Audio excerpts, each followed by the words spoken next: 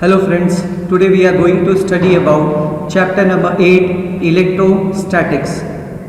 Study of charges at rest is basically called it as electrostatics. Half of a chapter we did in 11th class and remaining we will do it now. Can you recall what is electric flux? Yes, the total number of electric field lines passing a given area in a unit time is defined as the electric flux. The symbol for electric flux is phi and formula is E bar dot A bar, where E bar stands for electric field and A bar stands for area vector. By the formula you can see that there is a dot product between E bar and A bar. If there is a dot product, then you know that the dot product of two vector quantity is a scalar quantity. By this you can say that phi is a scalar quantity, means electric flux is a scalar quantity. Now you know the formula for a dot product A bar dot B bar is AB cos theta. Over here according to the formula the flux will be EA cos theta. What is theta? Theta is angle between area vector and electric field. What is electric vector? This is shown by E on the diagram. What is area vector? When we see area vector, suppose we have a surface and we draw a perpendicular to it, that will be called it as the area vector. Whichever we will having a surface, if we draw a perpendicular to it, that perpendicular will basically called it as area vector. The surface can be like this, then area vector will be perpendicular to it. If this area is just like this, then area vector will be perpendicular to this. By this we can say that simply the perpendicular drawn to the surface is basically called it as area vector. Therefore, but in a special case it can happen that electric field is perpendicular to the surface. At that point of time the angle between area vector and electric field is 0. Then what will be the formula? Phi is equal to E bar dot A bar is equal to EA cos of theta. But what is the value of theta over here? The value of theta is 0 and cos of 0 is 1. Therefore it will be EA cos of 0, which will be EA only. Now by this we can say that the formula for electric flux is EA when the electric field is perpendicular to the surface. Do you know what is Gauss law, which you have studied in 11th class? The flux of the electric field through a closed surface is equal to the net charge enclosed by the surface divided by permittivity of free space. This is the formula. Phi is equal to Q upon epsilon naught, where Q is the total number of charges enclosed by the closed surface and epsilon naught is permittivity of free space. One more formula, that is closed integral of E bar dot ds bar, which we have studied from electric flux. This equation number 1 is very important, which we need further. Therefore memorize it. Phi is equal to Q upon epsilon naught is equal to closed integral E bar dot ds bar. This will be our equation number 1, which is important. Some important points regarding Gauss law. The first one, Gauss law gives the relationship between the electric charge and its electric field. Gauss law is analogous to Coulomb's law. Why it is analogous to Coulomb's law? Because in Coulomb's law we get the relationship between electric charge and electric field. Gauss law provides method for finding electric field intensity outside a closed surface. And we will use this application of Gauss law for finding electric field intensity outside a hollow sphere or infinitely long wire. Common steps involved in calculating electric field intensity by using Gauss theorem. These are what the five steps which are very important for finding electric field intensity outside a closed surface, and it will be remain same throughout. The first step is describe the surface distribution. Describe the charge distribution. This charge distribution can be linear, it can be surface, it can be volume. Linear means charge upon length. Surface means charge upon area. Volume means charge upon volume. According to the surfaces, there will be linear, surface or volume charge distribution. Obtain the flux by Gauss theorem.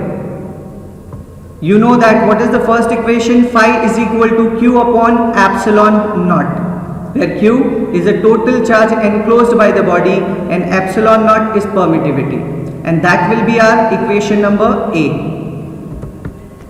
Visualize a Gaussian surface and justify it. Gaussian surface will be different for different types of shapes. If we have a hollow sphere, for that we have a Gaussian surface as a concentric sphere around it. For different types of shapes, we have different types of Gaussian surface. With the electric field intensity E as unknown, obtain electric flux by calculating using geometry of the structure and symmetry of the Gaussian surface. Means according to the surface we have to find electric field with the help of electric flux, and this will be our equation number 2. But the important point to remember is structure and symmetry of the Gaussian surface. It will change according to the surface. Equate RHS of equation A and equation B and calculate E. Now applications of Gauss law, which is very important. The first one is electric field intensity due to uniform charge spherical shell or hollow sphere. This will be the explanation of diagram. You can write in your words, but systematic way will be: consider a sphere of radius capital R with its center at O, charged to a uniform charge density sigma. The unit for surface charge density is coulomb per meter square, placed in a dielectric medium of permittivity epsilon. And you know the formula for epsilon, that is epsilon is equal to epsilon naught K, where epsilon naught is permittivity of free space and K is dielectric constant. Now this is the diagram. We have considered this sphere whose radius is capital R, which is the hollow sphere, which have uniform charge distribution around it. The total charge on the sphere is small q. Now we have to find electric field intensity at point P. For that, we have to consider a concentric sphere around the actual sphere, which is shown by dotted line. Now, since there is uniform charge distribution, electric field is perpendicular to the Gaussian surface. It is also perpendicular to the small area ds at point P. By this, what can we say? The angle between ds and E bar is 0. The total charge on the sphere will be Q is equal to sigma cross 4 pi r square, where sigma is charge distribution and the surface area of a sphere is 4 pi r square. Therefore, we can say that the total charge is equal to sigma into 4 pi r square, where Q is the total charge inside the closed surface. This is what the detailed explanation of diagram.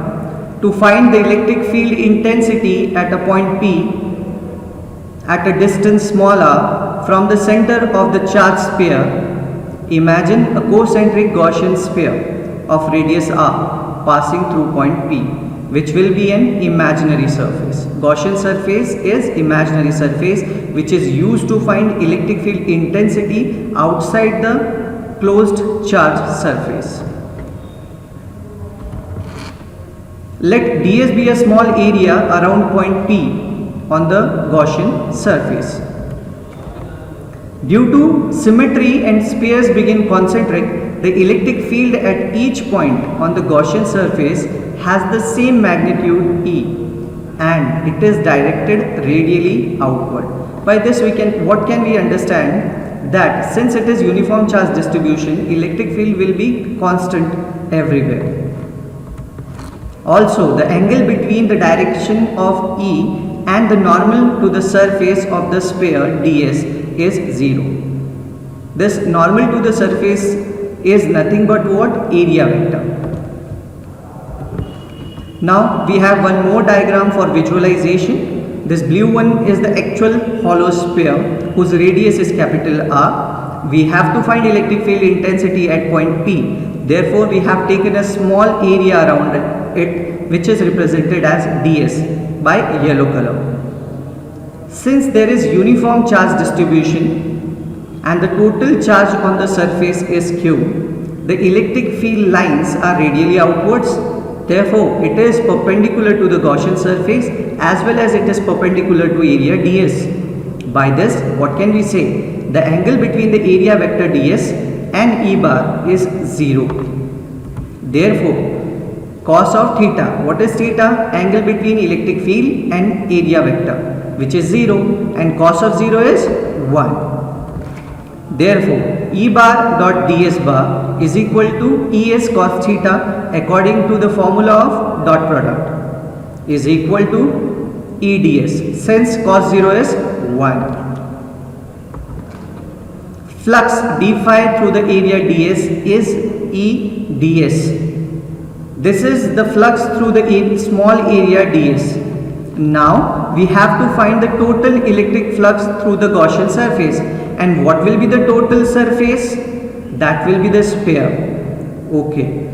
Now formula phi is equal to closed integral of E bar dot ds bar. Why we are finding integration over here? Because we have to find the flux through the whole surface. And what will be the surface of a sphere? That will be surface area of the sphere. Therefore, closed integral of E ds, since cos 0 is 1. Now we know that E is constant throughout the sphere. It is radially outwards. Therefore, we always take it out constant from integration. E is constant, therefore it is taken out and it will be E is equal to, E closed integral ds.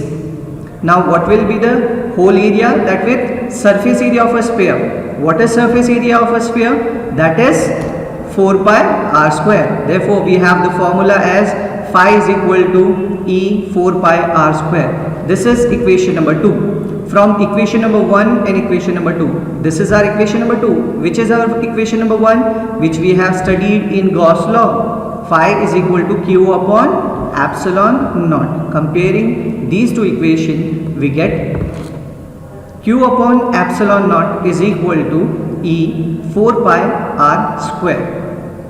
Now transpose 4 pi r square to left hand side. Therefore we have a newer formula. E is equal to Q upon 4 pi epsilon naught r square.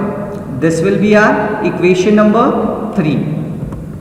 Since the total charge Q is equal to sigma into 4 pi r square, put this value in above equation.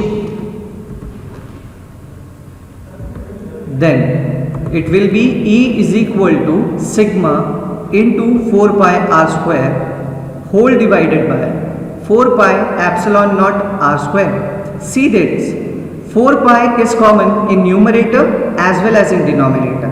4 pi will get cancelled. We have a new formula which will be E is equal to sigma r square whole divided by epsilon naught r square. Once again, E is equal to sigma capital R square divided by epsilon naught small r square, where sigma is surface charge density, r is the radius of actual sphere, and small r is the radius of Gaussian surface, and epsilon naught is permittivity of free space. This is the formula for finding the electric field intensity outside a hollow charged sphere. Now we will consider from equation 3, it can be seen that the electric field at point outside the shell is the same as due to a point charge. By this, what can we say? We can say that electric field due to a hollow sphere or a point charge is same. Thus, it can be concluded that a uniform charge sphere is equivalent to a point charge at its center. Now we have to consider its cases. The first case is if the point P lies on the surface of the charge sphere, then what will happen? Now in this case, when the charge is actually on the surface, at that point of time, the radius of actual sphere and Gaussian surface will be same. By this, what can we say? We can say that small r is equal to capital R. Now we will put this value in above equations.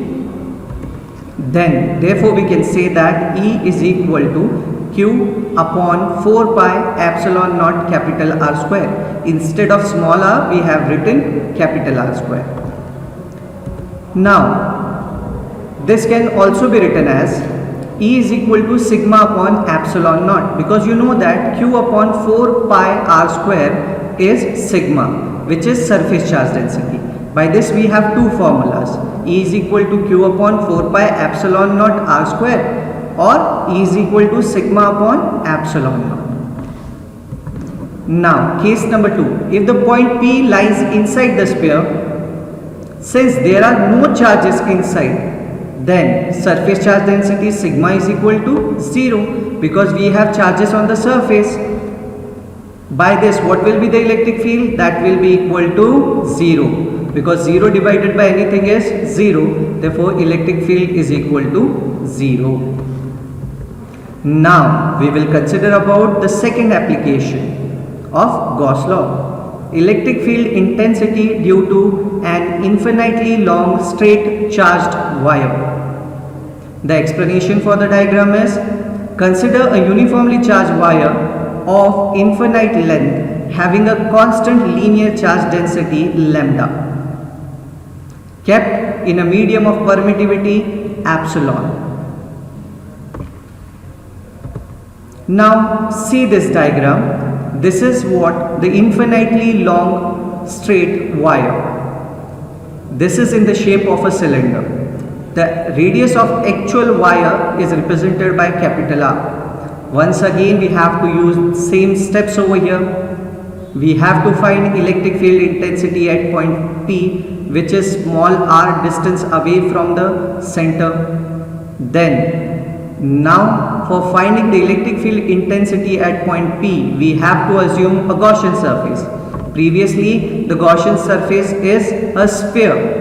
Now over here we have a coaxial cylinder at point P, whose radius is small r and length is small l. Now since the charge is uniformly distributed, therefore the electric field is perpendicular to the small area ds around P. By this we can say that the angle between ds and E bar is 0.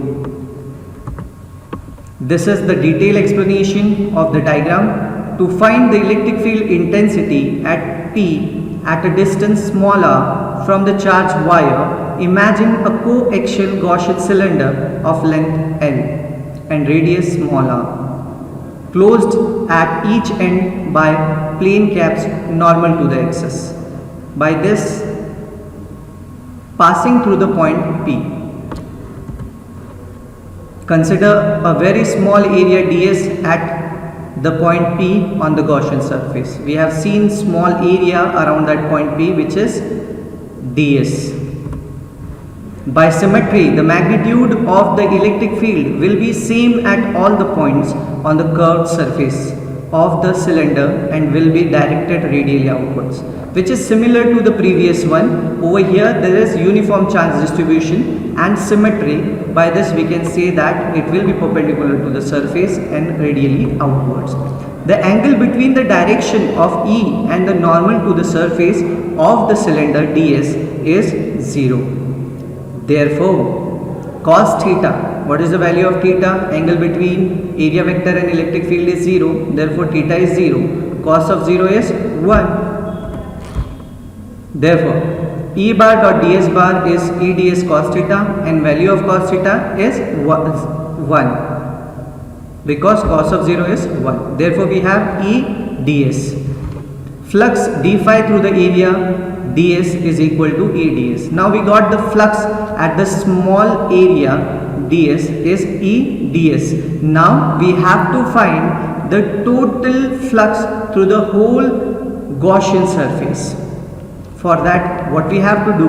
We have to take its integration. The total electric flux through the Gaussian surface phi is equal to closed integral E bar dot ds bar.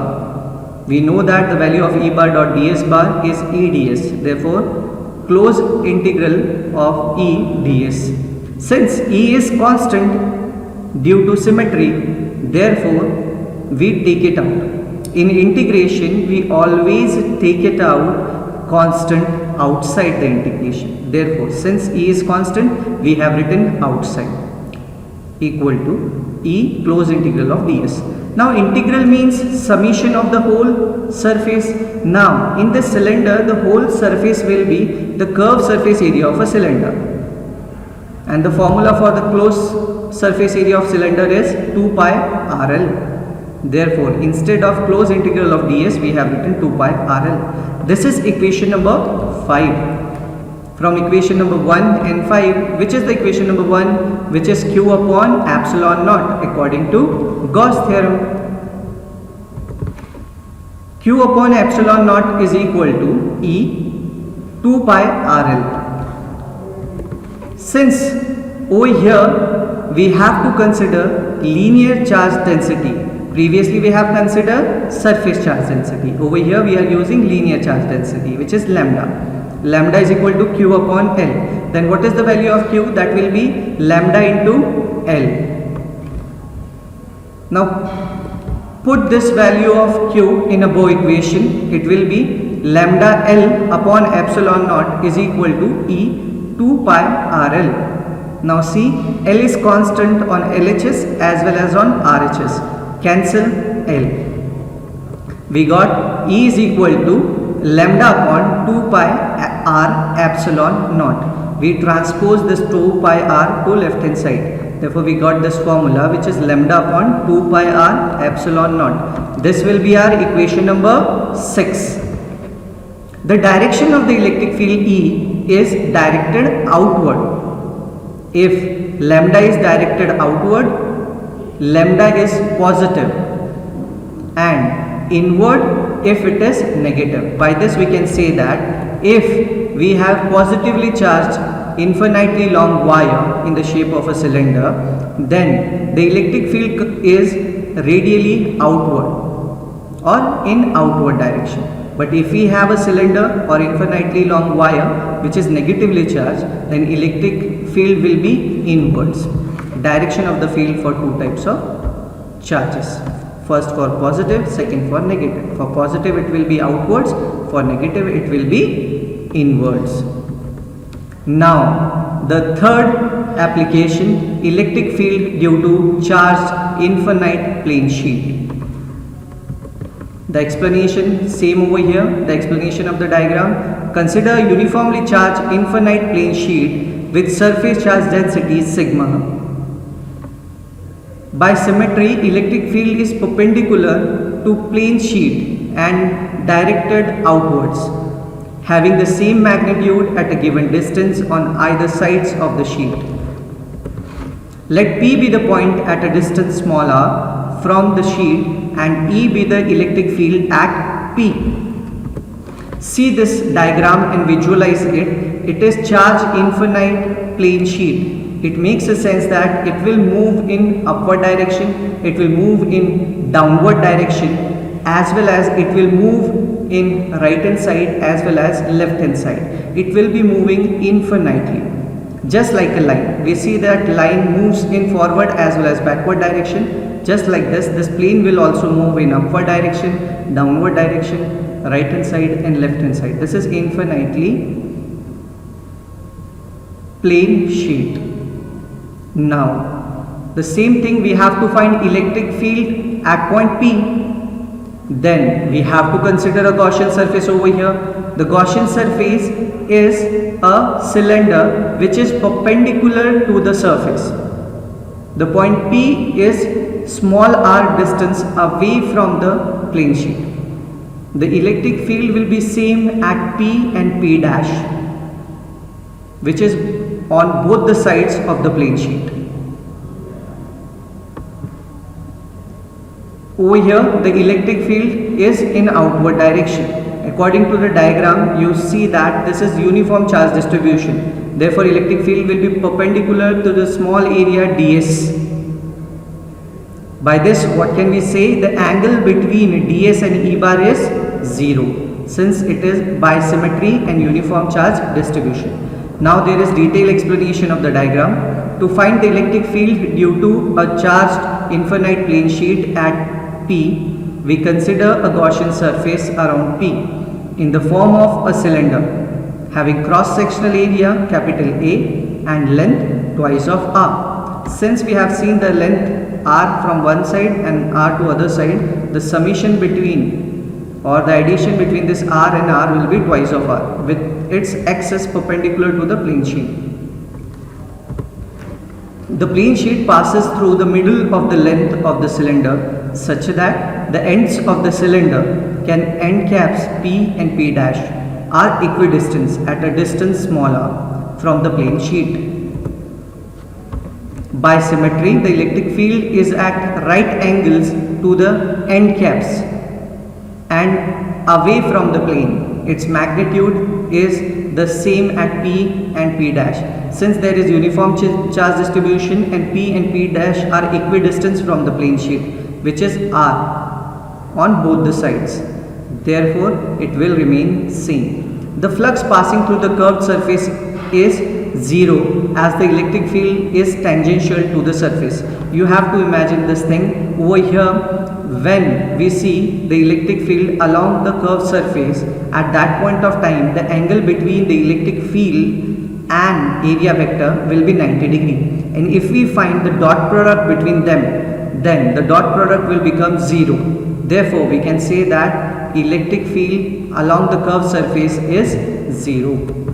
The total flux through the closed surface is given by phi is equal to closed integral of E bar dot ds P plus closed integral of E bar dot ds P dash. This is what the flux at cap P and at P dash, which will same at both the sides because distance is same and there is uniform charge distribution. And according to the formula, we know that it will be EA plus EA. Then phi is equal to twice of EA, which is equation number 7.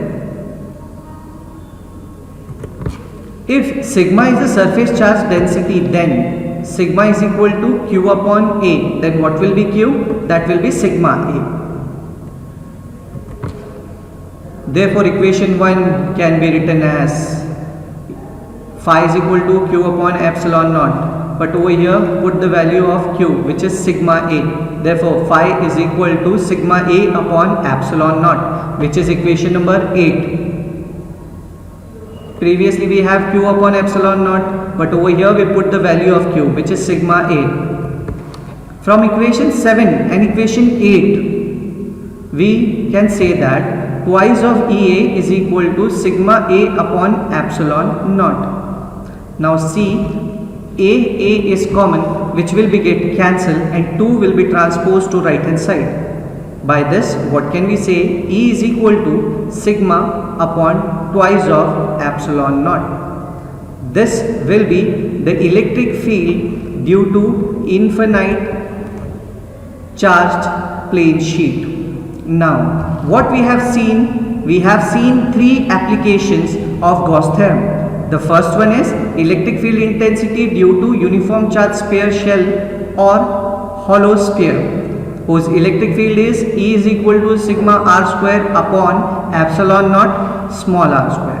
The second application is electric field intensity due to an infinitely long straight charged wire, which is E is equal to lambda upon 2 pi r epsilon naught. The third application, electric field due to a charge infinite plane sheet, is E is equal to sigma upon twice of epsilon naught. By this, what we can say, that what can we conclude over here?